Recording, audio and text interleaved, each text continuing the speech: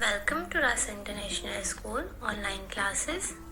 Hello students, how are you? I hope you all are safe at home. Today we are going to understand the use of preposition in, on or at in a sentences.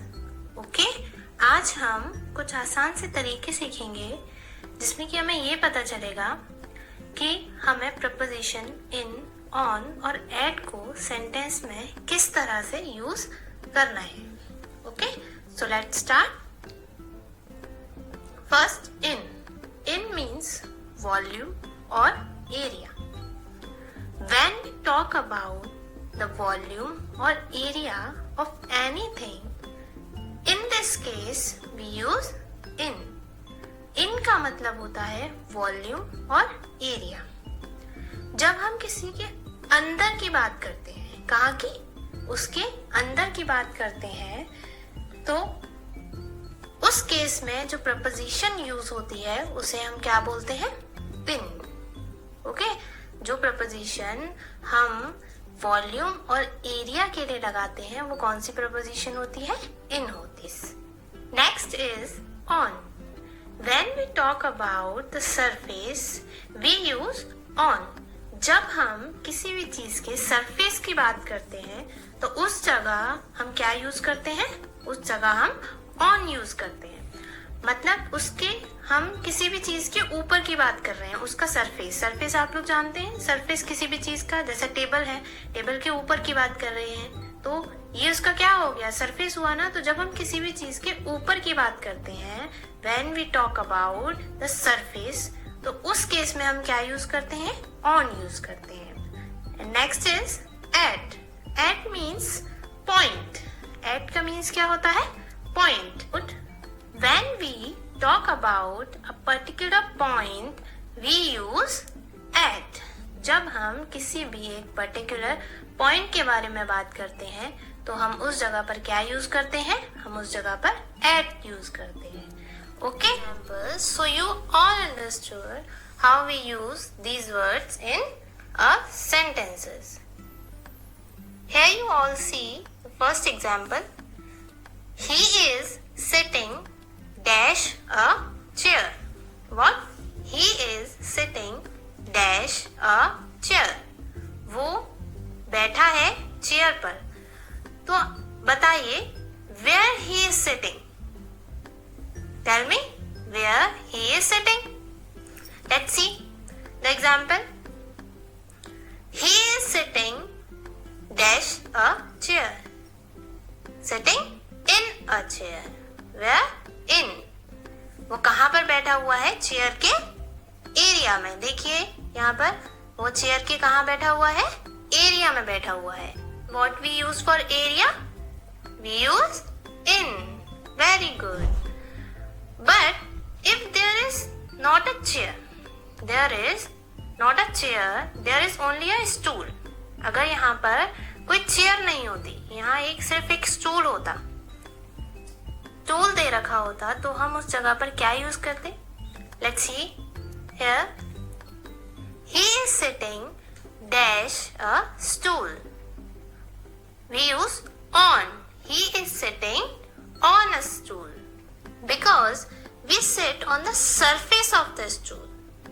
We sit on the surface of the stool. हम stool के किस पे बैठ रहे हैं? देखिए हम stool के सरफेस पर बैठेंगे. Okay students? So when we talk about the area, we use in. And when we talk about the surface, we use on. Okay, now see the next example. The book is dash the table. The book is dash the table. किताब table के कहाँ पर है? बताइए मुझे. So tell me, where is the book?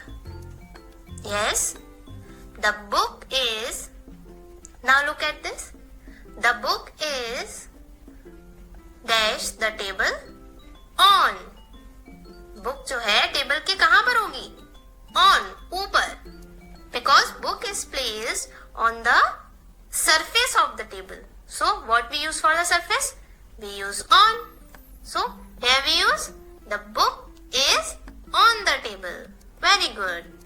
Next is I am dash the reception desk. मैं reception desk के कहाँ हूँ? मैं रिसेप्शन डेस्क के कहाँ पर हूँ? So reception desk is a place or a point where I am. So when we talk about a point, what we use? Look at the example. There, I am dash the reception desk at. Here we use at because we talk about only a particular point. The point is reception desk. हम एक particular point के बारे में बात कर रहे हैं ना, तो इसलिए हम यहाँ क्या लगाएंगे? At लगाएंगे. So now you tell me what you all understood. When we talk about the volume or area, what we use? Yes, we use in. जब हम किसी भी वॉल्यूम या एरिया के बारे में बात करते हैं तो उस जगह पर हम क्या लगाते हैं? इन लगाते हैं. Very good. And when we talk about the surface we use we use on. जब हम किसी भी सरफेस के बारे में बात कर रहे होते हैं, उसके ऊपर के बारे में बात करते हैं तो उस जगह पर हम क्या लगाते हैं? ऑन लगाते हैं. And when we talk about the point, what we use? We use at. Yes. जब हम किसी भी particular point के बारे में बात करते हैं तो उस जगह पर हम at लगाते हैं.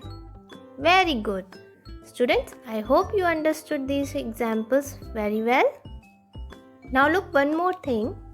Learn these things in maths also. हम इस चीज़ों को maths में भी पढ़ते हैं. That is, we know that area is bigger than the surface. आप लोग जानते हैं एरिया जो होता है वो सरफेस से कैसा होता है? बड़ा होता है. And the surface is bigger than the point. और जो सरफेस होगा वो पॉइंट से क्या होता है? बड़ा होता है. So when we talk about the area is big, so we use in. And when we talk about the surface, it is smaller than area but bigger than the point, so we use on. And when we talk about a point is very small, so we use at. So students, now let's see some more examples. It's more clear to you all. Now look at here. Time. As we all know that time is smaller than the days, so time is a smaller unit. So what we use with the time? Yes, tell me. We use at because for small things we use at. So here for time we use at. For example, I will reach dash 4 PM. मैं 4 PM पर पहुंचूंगा. तो यहाँ पर हम क्या लगाएंगे? So which preposition is used here? Tell me. I will reach dash 4 PM. I will reach at 4 PM. Okay? Now, next is day. So, day is smaller than months. We all know day is smaller than month but bigger than the time. So, what we use for days? We use on. Because when we talk about a particular day, like Sunday, Monday, 15th August, 26th January, we use on. Let's see the example.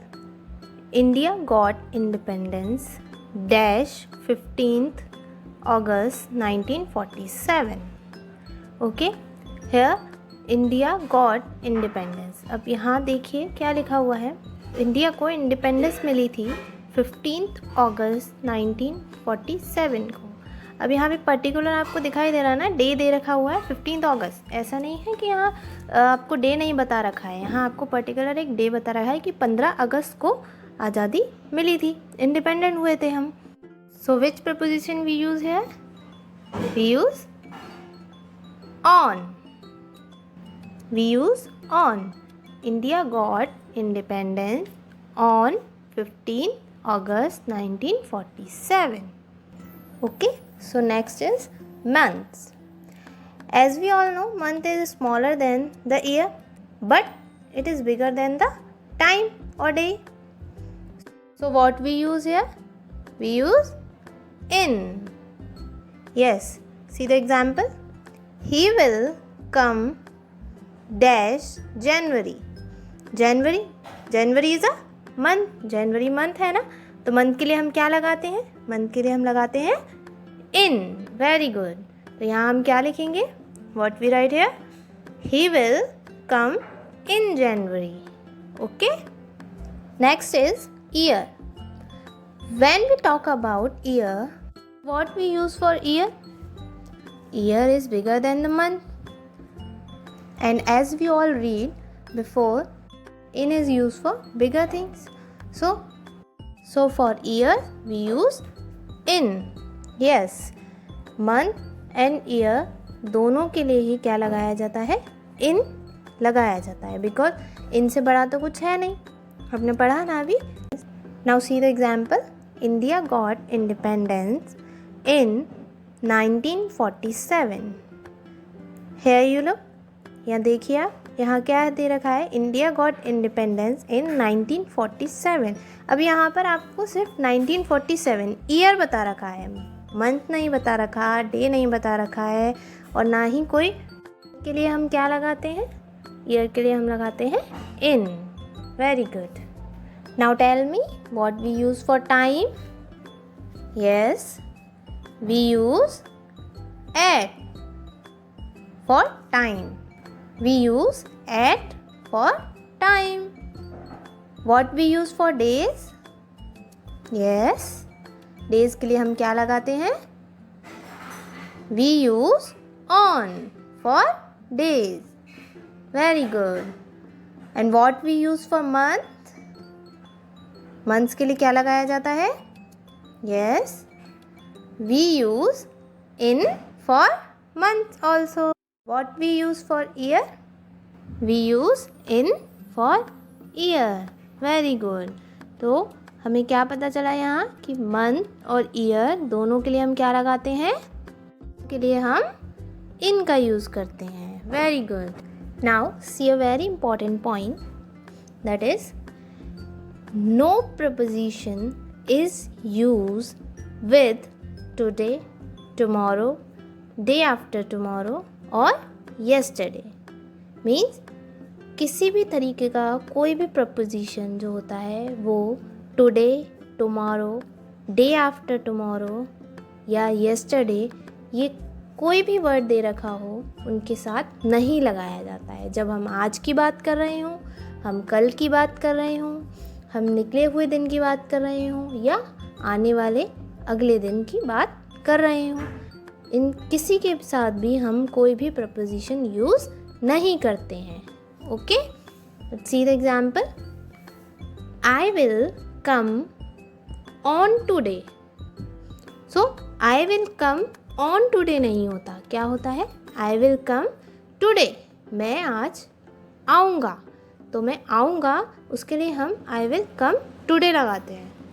And next is he will come on next Sunday. So he will come on next Sunday नहीं होता, क्या होता है? He will come next Sunday. ठीक है?